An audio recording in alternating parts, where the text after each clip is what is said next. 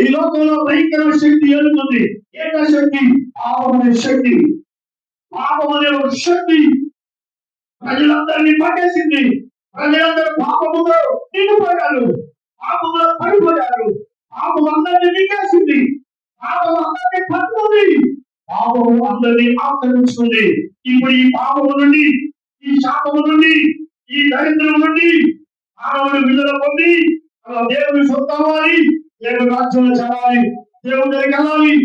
దేవుడు సృష్టించిన మానవుడు ఇప్పుడు దేవుని దూరం అయిపోయాడు. నా బిడ్డలు నాకు దూరం అయిపోయారని తండ్రి అల్లాడిపోతూ, అదే దేవుడు యేసుక్రీస్తుగా నరవతారిగా ఈ లోకానికి వచ్చి కలువరి శిలువలో తన ప్రాణాన్ని ఇచ్చాడు, రక్తాన్ని కాచాడు, దెబ్బలు తిన్నాడు, చచ్చిపోయాడు, సమాధి చేయబడ్డాడు, తిరిగి 3వ రోజున తిరిగి లేచాడు. ఆ యేసు ప్రభు ఎందుకు వచ్చాడు? పాపంలో పడిపోయిన ప్రజలను రక్షించడానికి వచ్చాడు.